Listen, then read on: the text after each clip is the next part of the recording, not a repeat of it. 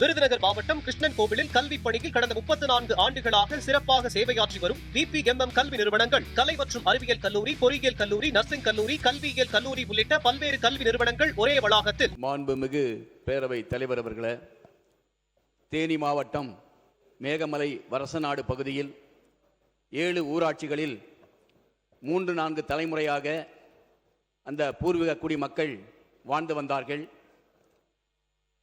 புலிகள் சரணாலயம் என்ற பெயரால் ஒன்றிய அரசு அறிவிக்கப்பட்டு அந்த புலிகள் சரணாலயத்துக்கும் சுற்றுச்சூழலுக்கும் இந்த ஆக்கிரமிப்பாளர்களால் பாதிப்பு உள்ளது என்பதை ஒரு பொதுநல வழக்கு உச்சநீதிமன்றத்திலே தொடுக்கப்பட்டு அந்த பொதுநல வழக்கு உச்சநீதிமன்றத்தில் விசாரணைக்கு வரும்போது தமிழக அரசின் சார்பாக உரிய தகவல்கள் உச்சநீதிமன்றத்தில் தெரிவிக்காத காரணத்தினால் அவர்கள் ஆக்கிரமிப்பாளர்கள் என்று உச்சநீதிமன்றம் தீர்ப்பு வழங்கி அந்த மக்களை வெளியேற்ற வேண்டும் என்று தீர்ப்பு வழங்கியிருக்கிறது.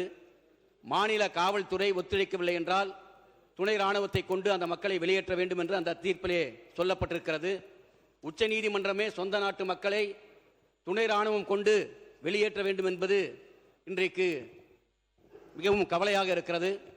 அதோடு மட்டுமல்லாமல் அந்த மக்கள் தொடர்ந்து தங்களுக்கு குடியிருப்புகளுக்கான பட்டா, அதே போல உடும் நிலங்களுக்கான பட்டா வழங்க வேண்டும் என்று 60 ஆண்டு காலம் ஆட்சியில் இருந்த ஆட்சியாளரிடத்தில், அதிகாரியிடத்தில் பலமுறை வட்டாட்சியர், கோட்டாட்சியர், மாவட்ட ஆட்சியர் என்று மனுக்கள் கொடுத்து அவருடைய கோரிக்கைகளை ஆட்சியாளர்களும் அதிகாரிகளும் செவிசாய்க்காத நிலையில் இன்றைக்கு அவர்கள் ஆக்கிரமிப்பாளர்கள் என்று முத்திரை குற்றப்பட்டிருக்கிறது.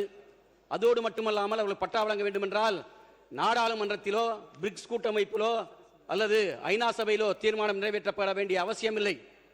மாநில அமைச்சரவை கூடி பட்டா வழங்கலாம் என்று அரசாணை பிறப்பித்திருந்தால் இன்றைக்கு அந்த மக்களுக்கு பட்டா கிடைத்திருக்கும். அதை 60 ஆண்டு கால ஆட்சியாளர்கள் செய்யவில்லை என்பதை இந்த நேரத்தில் நான் இந்த அவையிலே சுட்டிக்காட்ட விரும்புகிறேன். அதோடு மட்டுமல்லாமல் இன்றைக்கு தேனி மாவட்டம் மட்டுமல்ல, மேற்கு தொடர்ச்சி மலையை ஒட்டியுள்ள கோவை, ஈரோடு, சேலம், தருமபுரி, கிருஷ்ணகிரி உள்ளிட்ட மாவட்டங்களில் இன்றைக்கு யானைகள் சரணாலயம், புலிகள் சரணாலயம் என்று அறிவிக்கப்பட்டு பூர்வீக குடிமக்களை இன்றைக்கு வன சட்டத்தை முன்வைத்து அந்த மக்களை வெளியேற்றுகின்ற நடவடிக்கை வனத்துறை செய்து வருகிறது.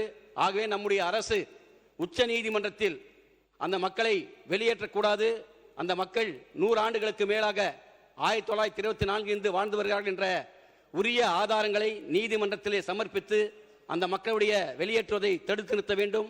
அந்த மக்களுடைய வாழ்வாதாரத்தை பாதுகாக்கப்பட வேண்டும். 2006ஆம் ஆண்டு நாடாளுமன்றத்தில் வன உரிமை சட்டம் இயற்றப்பட்டிருக்கிறது.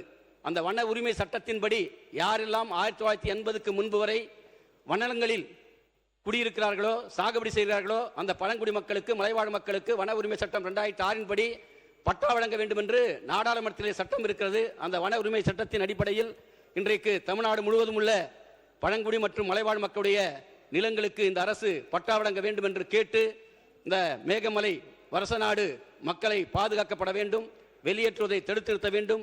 அந்த மக்களுக்கு 2006 வன உரிமை சட்டத்தின்படி பட்டா இந்த அரசு வழங்க வேண்டும் என்று இந்திய கம்யூனிஸ்ட் கட்சியின் சார்பாக அரசின் கவனத்துக்கு ஈர்த்து அமர்கிறேன்.